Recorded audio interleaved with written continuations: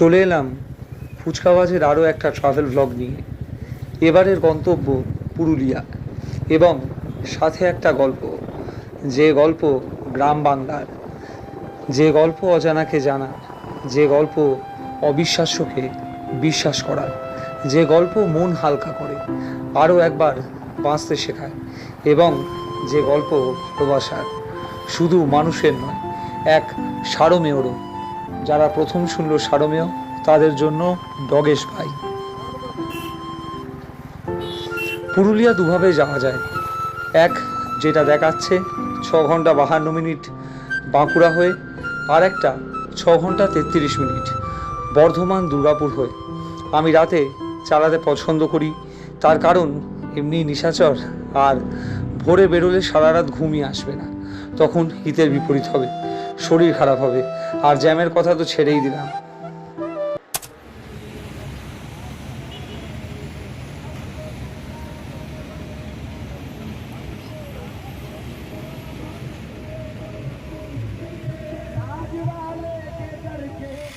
ঘড়িতে সময় এখন রাত 2:55। আমরা এই মুহূর্তে কোলাঘাটে ম্যাগি খাচ্ছি। কিছু বন্ধু যারা আগে পুরুলিয়া থেকেছে, যেমন সৌম্যদীপ পান্ডা, ও বলে যে জঙ্গল আছে, রাতের বেলা জঙ্গলের রাস্তা অ্যাভয়েড কর। আমিও তাড়াহুড়ো না করে আস্তে ধীরে এগোনোর সিদ্ধান্ত নিই, এবং কোলাঘাট ধরেই এগোই তৃতীয় রাস্তা দিয়ে। এটা একটা চরম ভুল হয়ে সালা আবার দাঁড়াতে হয়েছে, ভুলভাল লোকেশন দিচ্ছে। তো দেখা যাক কতদূর কী করে উঠতে পারি। মাঝখানে দাঁড়া ভালো হেল্প করেছে। 7 ঘন্টার রাস্তা অনেকটাই বেড়ে যায়, প্রায় 10 ঘন্টার কাছে। গতবারের মতো এবারও চা মাস্ট, তবে ঘুম পাইনি। সকাল হতে না হতেই জঙ্গল ও সুন্দর গ্রামের দৃশ্য মুডটা তাও ঠিক করতে থাকে।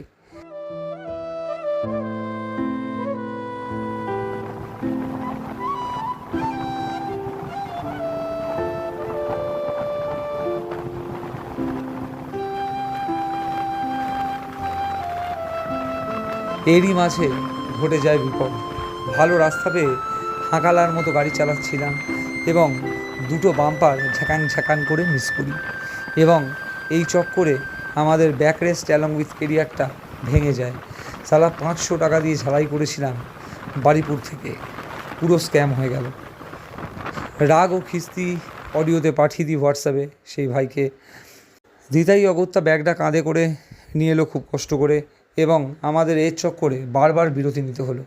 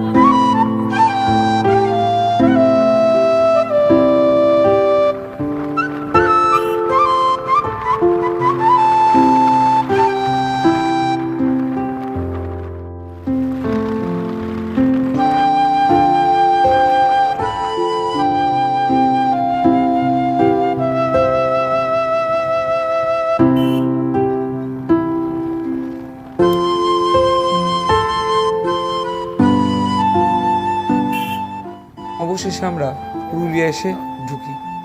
আগেও পাহাড় দেখেছি, তবে এ যেন অন্যরকম। গ্রাম বাংলার মাঝে, ঠিক যেমন আমরা ছোটোবেলায় আঁকতাম। পুরুলিয়ায় ঢুকে আমরা খুঁজতে থাকি হোটেল বা হোমস্টে, যেখান থেকে একটু ভিউ পাবো এবং সস্তাও হবে, কারণ গরিবের ট্রিপ, বাজেট মাথায় রাখতেই হবে। গতবারের কার্শিয়াংয়ের বাইক রাইড অনেকটাই কনফিডেন্স দিয়ে দিয়েছে, এবং অযোধ্যা পাহাড়ে চালানোয় তাই কোনো সমস্যাই হয় না।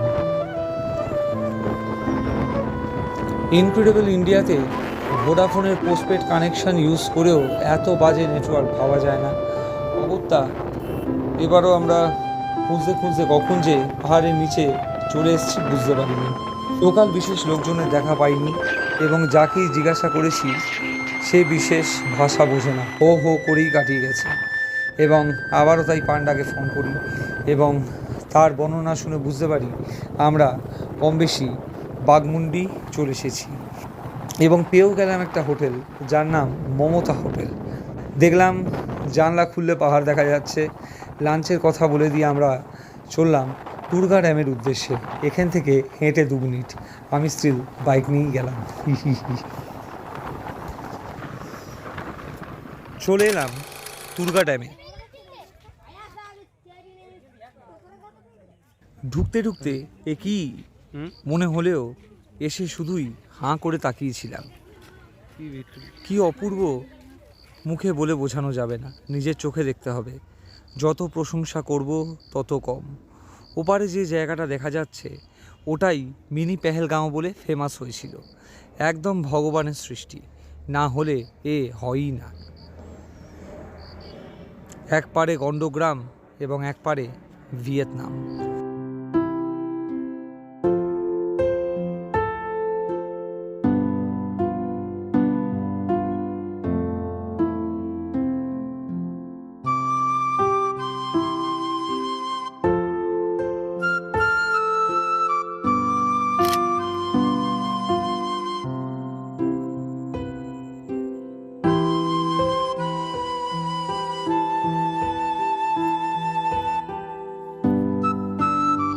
ওপরে একটা মন্দিরও ছিল।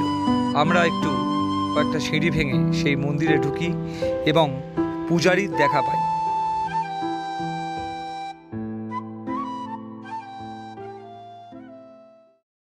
এই সেই মন্দির এবং এখানে রয়েছেন পুরোহিত মশাই, উনি পুজোও দিলেন। পুরোহিত মশাই, আপনার নামটা বলুন আর এই মন্দিরের ব্যাপারে একটু বলুন। এটা আমার নাম হলো জয়ন্ত রাজমিশ্র। রাজমিশ্র নাম। এখানে রয়েছে মানে নিশানি আপনার এখানে রামচন্দ্র এখানে এসেছিলেন, এসে নিয়ে এখানে শিকার করেছেন বুদ্ধ পূর্ণিমার সময়। আর এখানে বিশ্রামও নিয়েছিলেন এখানে এসে নিয়ে। তখন একটু ঘন জঙ্গল, এখন শেষ হয়ে গেল কেটে কেটে জঙ্গলটা।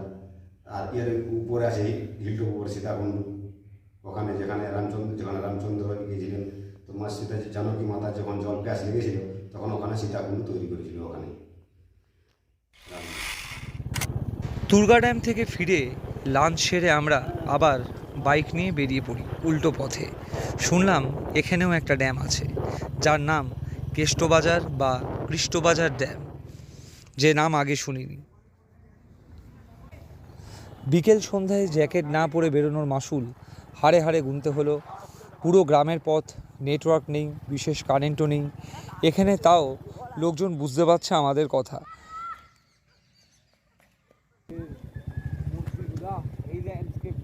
একটা ঘটনা মনে পড়ে গেল এখানকার লোকেদের হো হো শুনে। আমি বউ কথা কও নামক এক সিরিয়ালে টকি আর্টিস্টের একটা ক্যারেক্টার করেছিলাম, ডাকাত। তখন কলেজে পড়ি। সেখানে একটা ডায়লগ পাই যেটা ছিল, জি হুজুর হো। হিরো পালাচ্ছিল এবং ডাকাত সর্দার আমায় এসে বলে তাকে ধরে আনার জন্য। সেই হো আর এই হো, মনে পড়ে গেল। হো হো। এ হচ্ছে একদম পিওর অফ রোডিং, যেটা আমি এই গাড়িটা নিয়ে করতে চাইনি, কিন্তু উপায় ছিল না।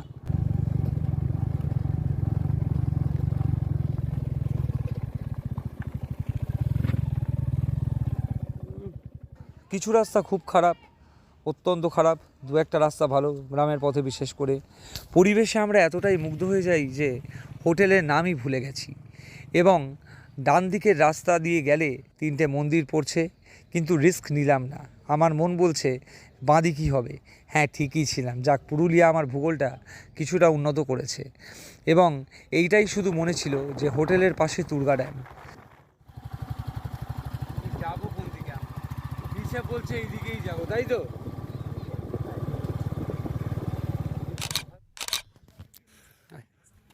এবং আরও একবার চলে এলাম সেখানে। কি অদ্ভুত, বাইরে এত ঠান্ডা অথচ মন্দিরের ভেতরটা গরম। সন্ধেবেলায় জায়গার রূপ আলাদা এবং এই সৌন্দর্যও বলে বোঝানো সম্ভব নয়। আবারও আমরা হোটেলে ফিরে আসি এবং সেই রাতটা কাটিয়ে দিই।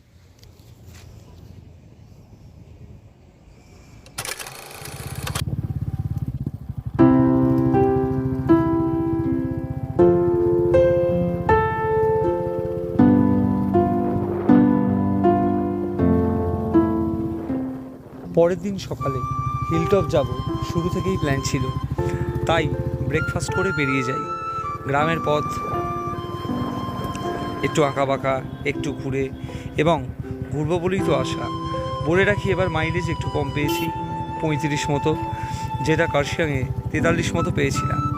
আমার অনুমান এটা আমারই পেছন বাগানোর জন্য হয়েছে, কারণ ইঞ্জিন ছাড়াচ্ছিলাম।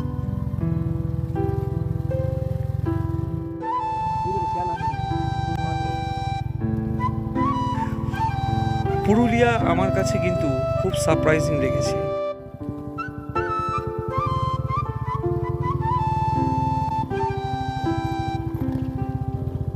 সত্যি আমাদের এত কাছে এত সুন্দর জায়গা আছে ভাবাই যায় না।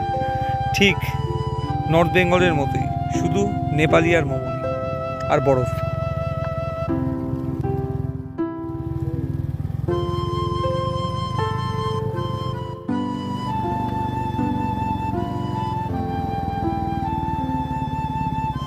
এই কেষ্টবাজার ড্যাম দিয়ে আমরা এসেছিলাম গতকাল বিকেলে, তবে ওই পার দিয়ে।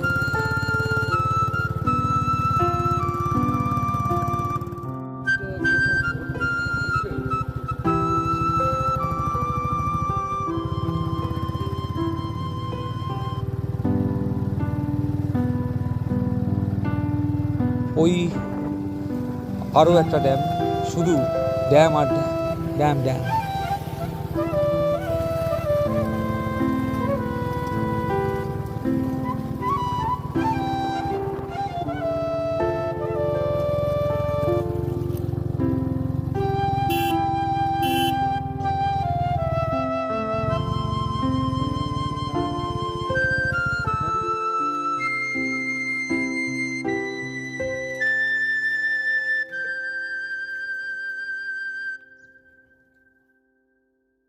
এই হলো লোয়ার ড্যাম।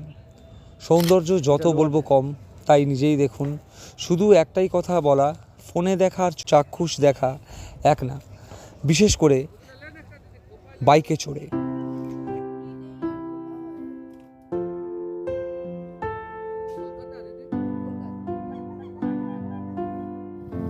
লোয়ার ড্যাম দেখে আবারও বেরিয়ে পড়ি আমরা। কোনো প্ল্যান ট্রিপ না, যেরকমভাবে পারবো ঘুরে বেড়াবো, যেদিকে দু চোখ যায়। যে জন্য বুকিংও করে আসি না। এগুলোর মজা আলাদা, আমাদের মতো পাগল যারা, তারা ঠিকই বুঝবে।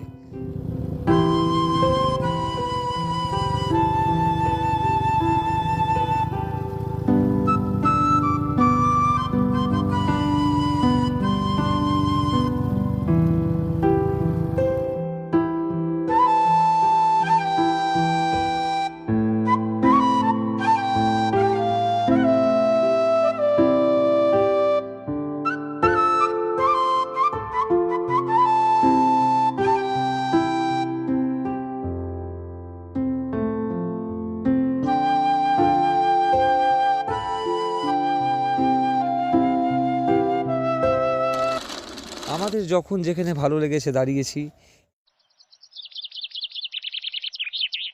একটু দু চোখ জুড়িয়ে দেখেছি, ক্যামেরা বন্দি করেছি এবং আবারও বেরিয়ে পড়েছি।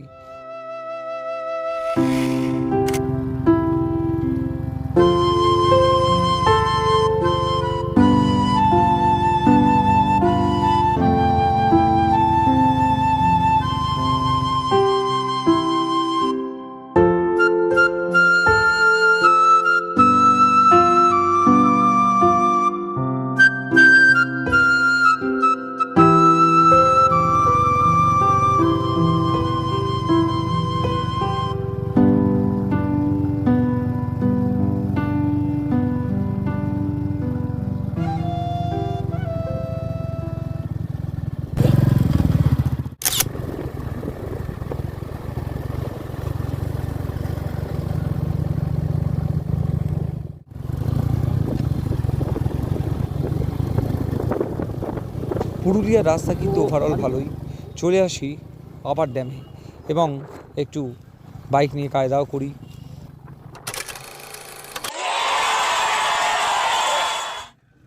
আখের রস খেয়ে বেরিয়ে পড়ি।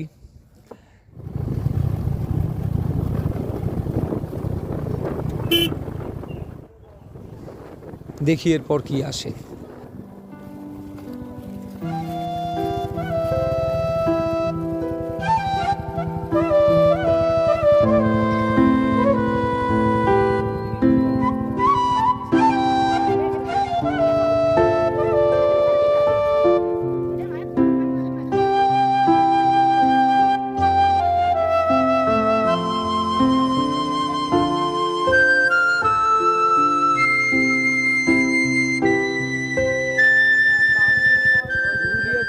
বোর্ডটাও দেখে নিই। পর্যন্ত আচ্ছা, তারপরে বাম দিকে কেটে যাবেন, ওটা দিয়ে প্রথম মার্বেল লেক পাবেন, তারপরে বাম দিক পাবেন। একটাই তো রাস্তা এখানে, আমরা তো আর কোনো রাস্তা পেলাম না। আচ্ছা, এই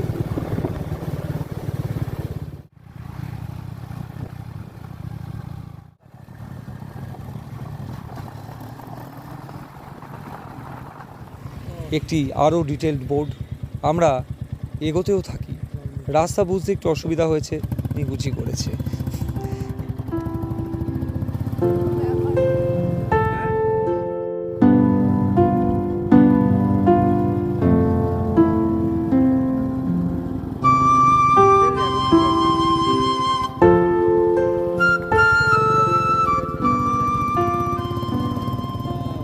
সীতাকুণ্ড, এই দুটো পাবো, আর কিছু এবারে দেখান।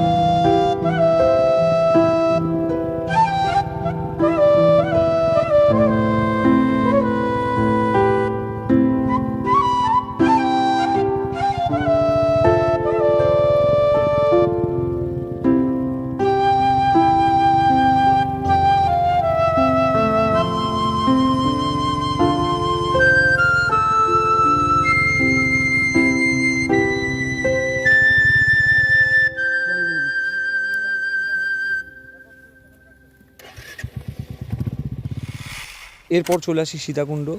এখানেও একটি ঝর্ণা আছে। এটা সীতাকুণ্ড, এখানে একটা ঝর্ণা।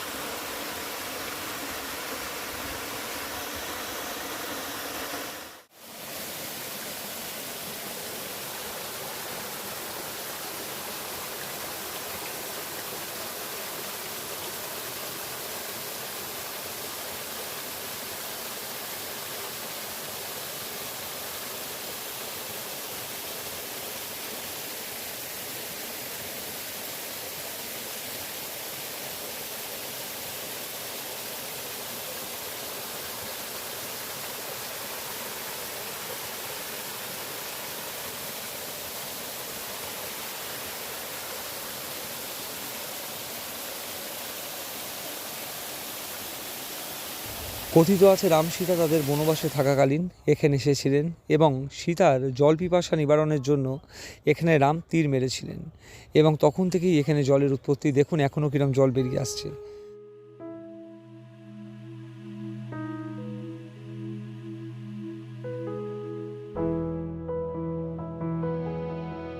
পুরুলিয়ার অন্যতম জায়গাগুলোর মধ্যে এইখানে আসার জন্য আমি মুখিয়েছিলাম। উপলব্ধিটা থাক।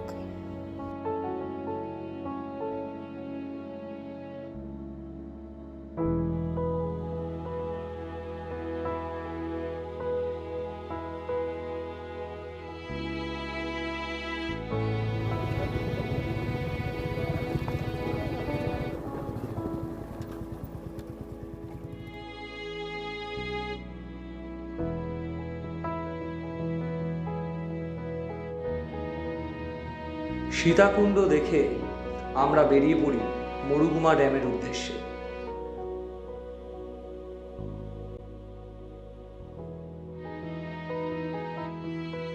ভাবতেই পারিনি এইসব জায়গায় কখনো বাইক চালাবো। আমাদের বাংলা যে এত সুন্দর, সত্যি বিশ্বাস করা যায় না।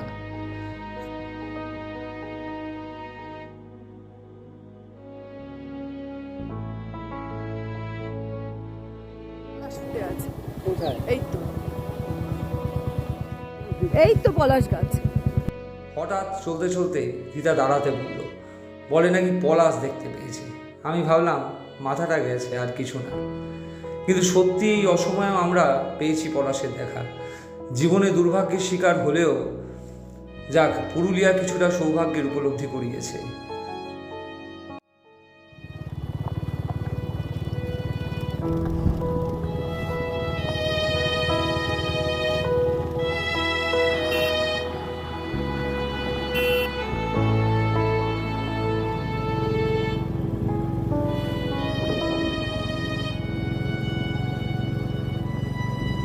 জানি না কতটা ক্যামেরা বন্দি করতে পেরেছি।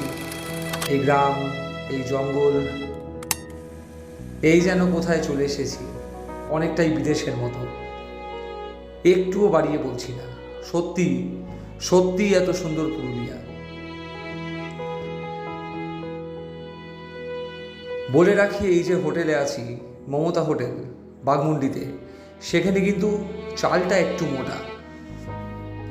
আমার অন্তত যা মনে হলো, সকালে লুচি অথবা ম্যাগি অথবা টোস্ট, যে যেটা বলবে।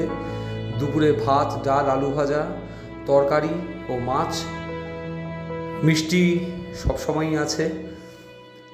রান্না ঘরোয়া হলেও সুন্দর মশলার গন্ধ ব্যাপারটাকে ভোজবাড়ির মতো করে তুলেছে। সন্ধেবেলা আইদার চিকেন, না হলে ভেজ পাকোড়া, ওদের অ্যাভেলেবিলিটি অনুযায়ী। গতকাল চিকেন ছিল, তার মানে আজ ভেজ। কি ভবিষ্যৎ বলছি? আরে না না, ভয়েস ওভারটা তো পরে অ্যাড করা। একটু মজা জীবনে থাকা দরকার, না হলে চাপ সব রস নিগড়ে নেবে। সে চাপ যাই হোক না কেন, মানসিক বা শারীরিক। দৌড়োদৌড়ির জীবন মশাই, বুঝতেই পারছেন তো, তাই একটু হাঁপিয়ে উঠেছি ভয়েস ওভার দিতে গিয়ে। ভুল ত্রুটি মার্জনীয়। কাউকে বন্দুক ঠেকিয়ে বলছি না, দেখ, দেখতেই হবে। প্রথমে ভেবেছিলাম বেশি বকবো না, কিন্তু কি আছে। আচ্ছা, রাতে ছিল চিকেন, ওই মমতা হোটেল বাঘমুন্ডিতে, সাথে ভাত অথবা রুটি, যে যেটা বলবে।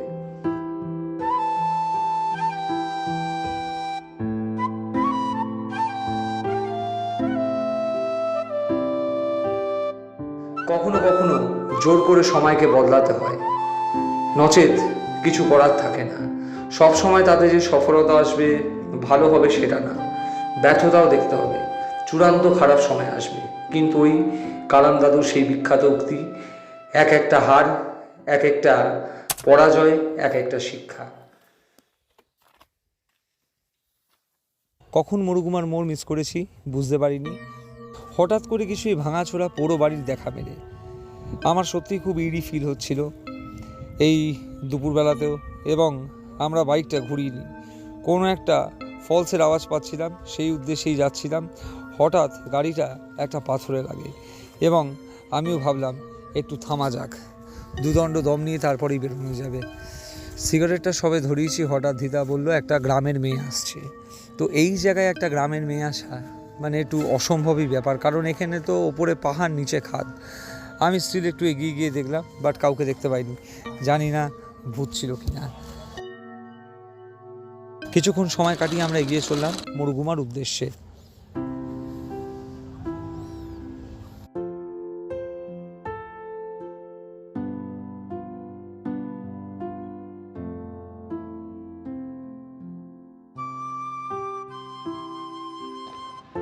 জৈন ধর্মগ্রন্থ ভগবতী সূত্র অনুযায়ী পুরুলিয়া প্রাচীন ব্রজভূমি দেশের অংশ ছিল এবং তৎকালীন ষোড়শ মহাজনপদের অন্যতম ছিল। ষোড়শ মহাজনপদ যাদের অচেনা তাদের বলবো গুগল করে নিতে, না হলে ক্লাস 9-এর ইতিহাস বই খুলে দেখতে। 1765 সালে ব্রিটিশ ইস্ট ইন্ডিয়া কোম্পানি এই অঞ্চলের দিওয়ানি লাভ করে ও 1805 সালে এই এলাকাকে নিয়ে জঙ্গলমহল গঠিত হয়। 1833 সালে জঙ্গলমহল ভেঙে মানভূম জেলা তৈরি হয়, যার সদর দপ্তর ছিল মানবাজারে। 1838 সালে যা বর্তমান পুরুলিয়া জেলায় স্থানান্তরিত করা হয়। ওই সময় পুরুলিয়া সাঁওতাল, কোল এবং চুয়ার বিদ্রোহের মতো গুরুত্বপূর্ণ আদিবাসী বিদ্রোহের কেন্দ্রবিন্দু ছিল। 1947 সালের পর বিহার সরকারের দ্বারা হিন্দি ভাষা জোর করে চাপিয়ে দেওয়ার প্রতিবাদে মানভূম জেলায় দীর্ঘস্থায়ী বাংলা ভাষা আন্দোলন শুরু হয় দীর্ঘকালব্যাপী, যার ফলে ভারত সরকার 1956 সালের 1 নভেম্বর মানভূম জেলা ভেঙে পশ্চিমবঙ্গের অন্তর্ভুক্ত করে ও পুরুলিয়া জেলা গঠন করে। চলে আসি আমরা মুরুগুমা ড্যামে, বহু প্রতীক্ষিত, যেটা শুনেছি এটাই নাকি পুরুলিয়ার সবচেয়ে সুন্দর জায়গা। এই জন্য আশাটাও একটু অন্যরকম। দেখলেনই তো সব।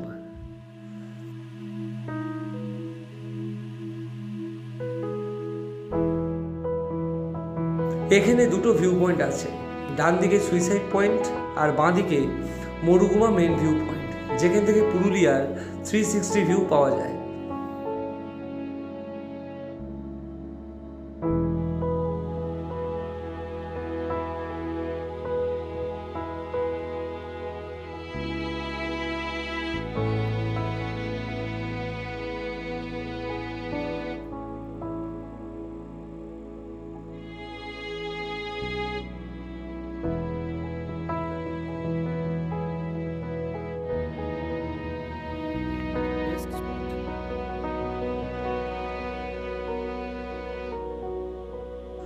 মুরুগুমায় যে কিভাবে সময় বেরিয়ে গেছে আমরা বুঝতে পারি, বেট করলাম আপনারাও পারবেন না। আর এখান থেকে কি সানরাইজ কি সানসেট, অসাধারণ। পাশে একটা গভর্নমেন্টের লজও আছে, চাইলে অনেকে এখানেও স্টে করতে পারেন।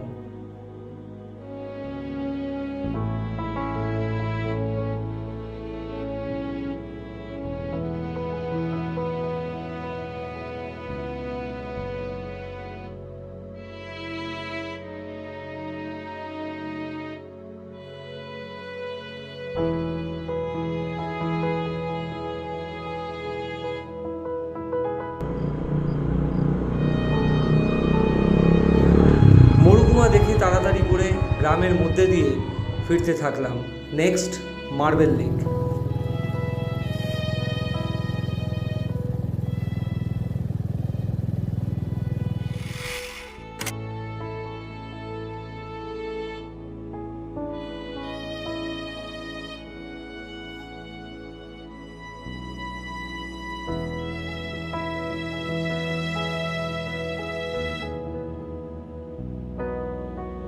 এই মার্বেল লেকের ভিডিও এত দেখেছি, আমার বিশেষ কিছু কোনোদিনই লাগে না, তাই নিচেও নামিনি, ওপর থেকেই দেখেছি।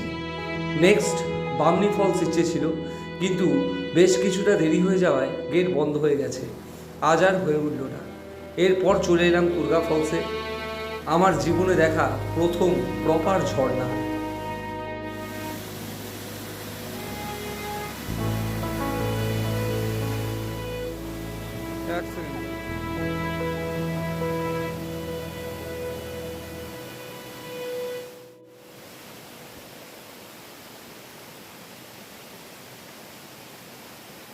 আবারও ভগবান সৌভাগ্যে উপলব্ধি করালো জায়গাটা নিরিবিলি করে, আমরা ছাড়া আর কেউই নেই। বেশ কিছুটা সময় কাটিয়ে দিলাম। ঝর্ণা দেখে আমিও একটু পাগলে গেছিলাম।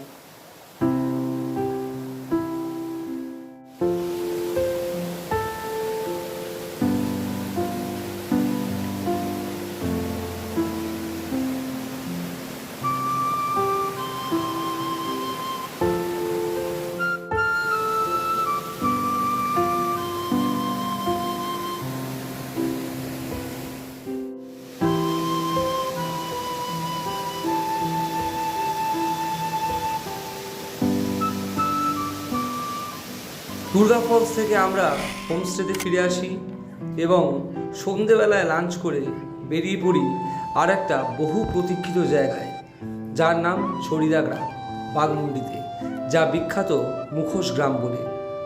কি সুন্দর সব কাজ এবং একভাবে করে চলেছে, অত্যন্ত ন্যায্য মূল্য। এখানকার একটা জিনিস খুবই ভালো লাগলো, ইয়ংস্টাররাও বংশ পরম্পরায় কাজ করে আসছে, অন্য কোনো চাকরি বা ব্যবসা শুরু না করে।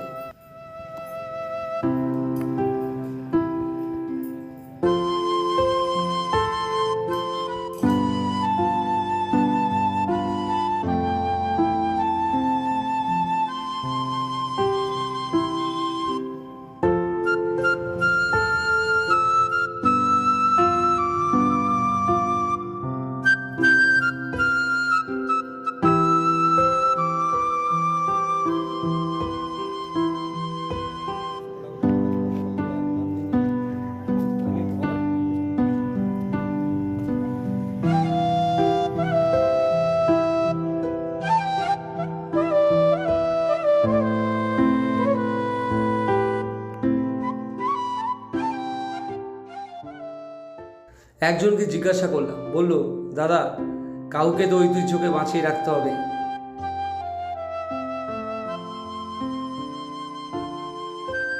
এরপর বাইকের ব্যাক রেস লাগানোর পালা, যেটা করে হোটেলে চলে আসি। জোর বাঁচিয়ে ছুঁয়ে যাত্রায় ভাই, নামটা একটু বলো। সুদর্শন সিংড়া, আর এটা হচ্ছে বাঘমুন্ডি। বাংমন্ডি গোসাইনগর। তো যে কোনো বাইকার্সদের কারোর যদি অসুবিধা হয় ভাইয়ের কাছে আসবে। ভাই একটু তোমার নাম্বারটা বলে দিও। 8918133926। তো এখানে আসবেন এবং এই জায়গা থেকে বাইকের কোনো সমস্যা হলে অবশ্যই করিয়ে নেবেন। এই ভাই খুব ভালোভাবে যত্ন সহকারে এবং গলা কাটা দাম না, খুব সুন্দর ন্যায্য দামে, অত্যন্ত ন্যায্য দামে ভাই এই কাজ করে দেয়।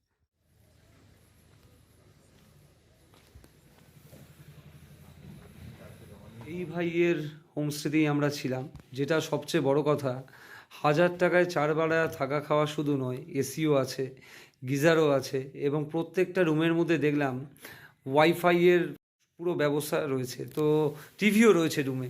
একটু ভাইয়ের মুখ থেকেই শুনে নিই। ভাই স্যার নমস্কার। যেটা এখন যেটা চলছে এটা হচ্ছে নভেম্বর, ডিসেম্বরটা পুরোই আমাদের সিজন হয়ে যায়। December, January, February, March up to হয়তো দুর্গাপুজো থেকেই শুরু হয়ে যায়। ওই সময় আমাদের লজিং ফুডিং একটু হাই থাকে বলতে 1250, 1350 এসি সমেত। হ্যাঁ, এসি সমেত, 2 শেয়ারিং, 3 শেয়ারিং। আর মেন ডেটগুলো আছে যেটা দুর্গাপুজো, 25শে ডিসেম্বর, দোল, হোলি, এই ডেটগুলোতে একটু রেট হাই হয়ে যায়। এই জন্য এগুলো সব পুরো পিক সিজন। এগুলো সব 1500-1600 per head, per day lodging plus food, 2 sharing, 3 sharing. এটা হচ্ছে রুমের থেকে পুরো ভিউটা পাওয়া যায়, তো ছাদের থেকে পুরো ভিউটা যে কি ডাইনিং স্পেসটা জায়গায় আমাদের আছে, পাহাড়ের ভিউটা এখান থেকে ডাইনিং স্পেসের ভিউটা পুরোপুরি পাওয়া যায়। এইখান থেকেই পাহাড় দেখা যায়। ওয়েদার ক্লিয়ার নয় বলে অতটা আসছে না, আর জানি না ফোনে কতটা ভাল লাগবে। হোটেলের ভাইকে বলে রাখি, আমরা সকালবেলায় বামনি দেখে এসে ব্রেকফাস্ট সেরে বেরোবো, যেটা গতকাল মিস হয়ে গেছে।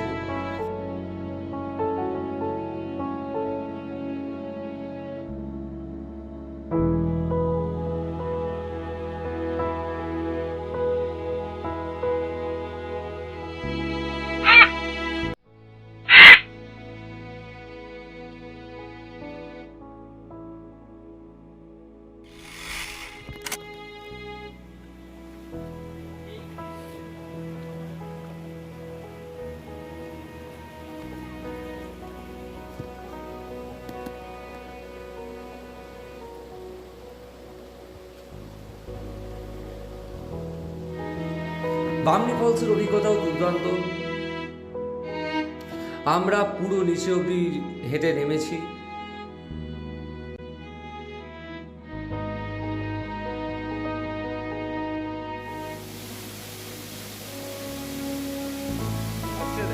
দু চোখ ভরে দেখে গেছি শুধু, আর কিছু ভাষা নেই। যাদের হাঁটুর সমস্যা একটু বুঝে আমি অবাক হয়ে যাই, এই মাঝখান থেকে লোকেরা কি করে ফিরে যায়।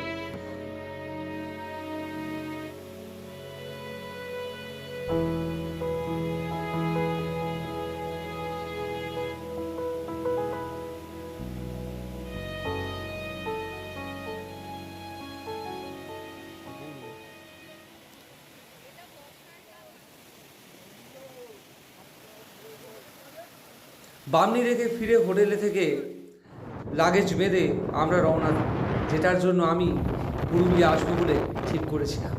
দেখাচ্ছি একটু পরে।